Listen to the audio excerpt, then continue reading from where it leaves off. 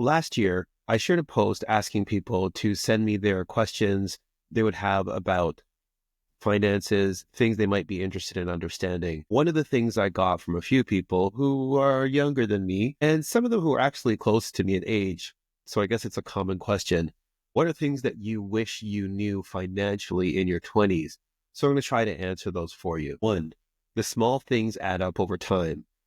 Not just the negative things, but also the positive things. If you are consistently spending money on little things that you don't need and on little things that might be even negative to your life, over time, you will have a collection of those things. And conversely, if you were investing over time, you will see a big gain from that. Some of the things I did that paid off the most in my life are investments that I made in my early 20s that just had time to sit there and cook until I was the age I am now, 51. So all of those little investments matter not just because they made tons of money at once, because they didn't, but because they had the time to sit there and gain money year after year after year.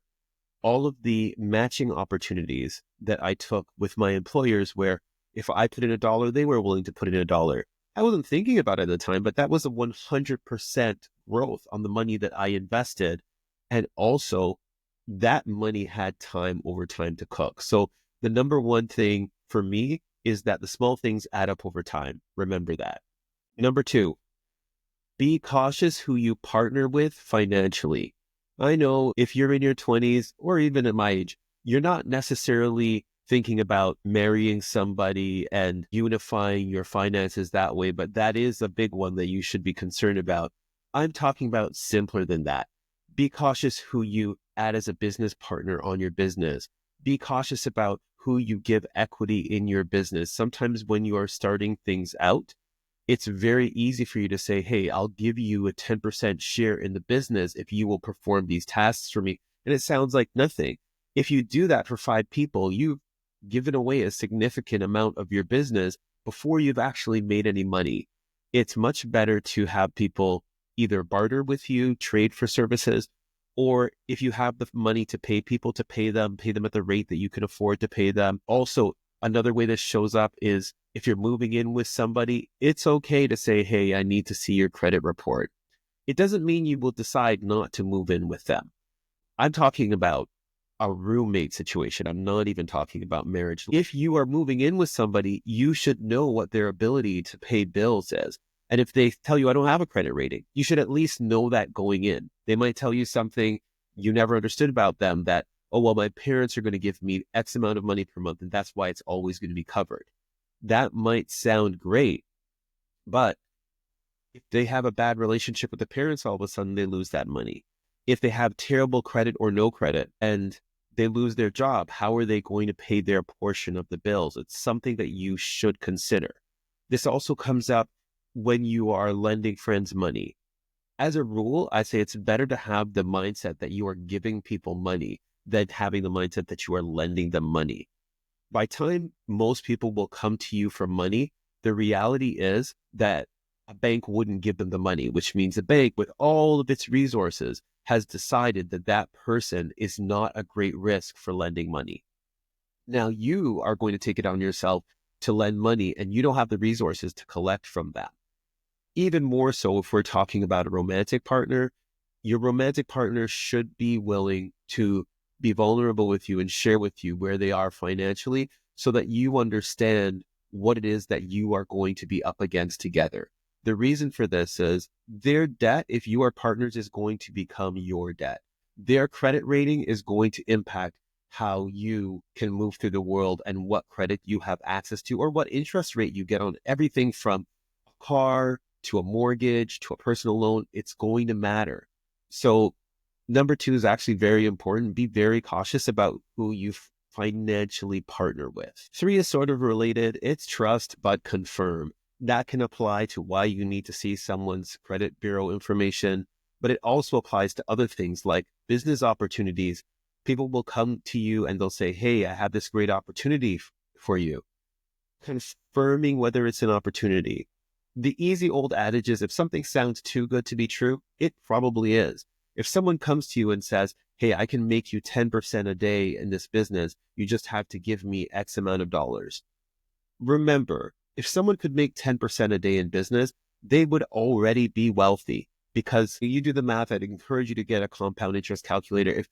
If somebody had $1,000 and they made 10% a day on that, it's not long before they would double their money. Over the year, they would be exponentially more wealthy. The last thing they would need to do is come to you to ask you for your $1,000.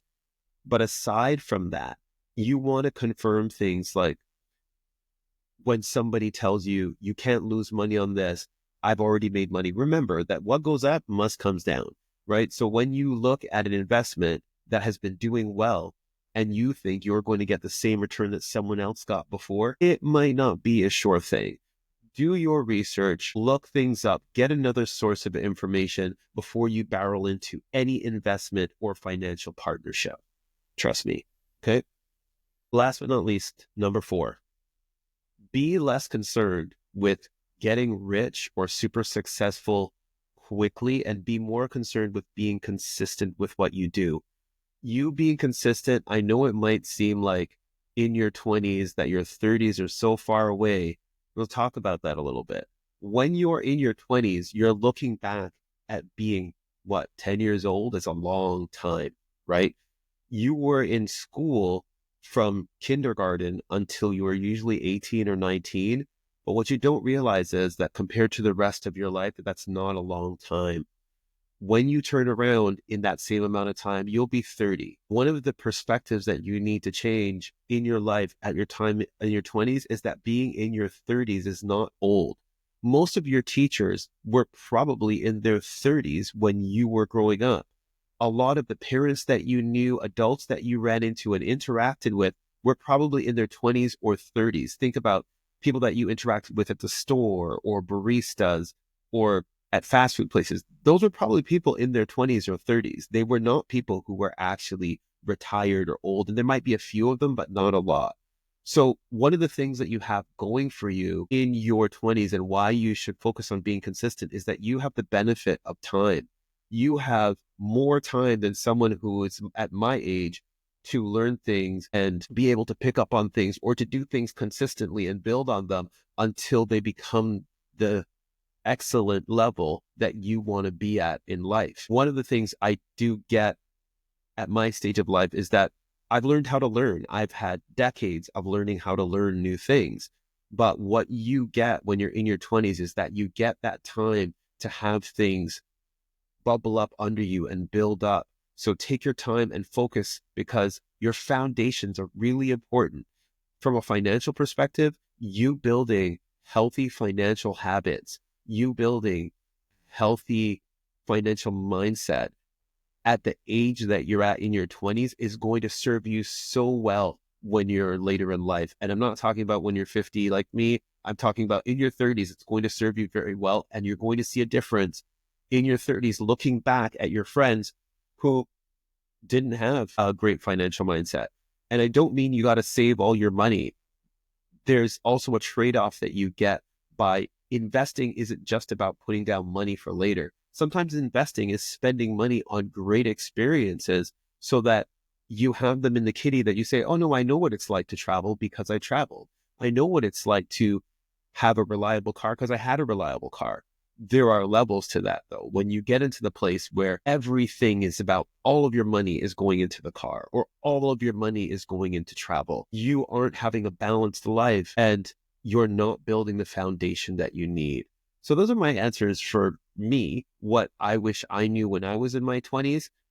You can feel free to comment below and say what your experiences were. And don't worry, if you're still in your 20s and you learn things, it could be things that you wish you knew earlier in your 20s. And if you're older, for sure, you have a lot of wisdom to share. Please feel free, comment below. Thanks a lot. Take care.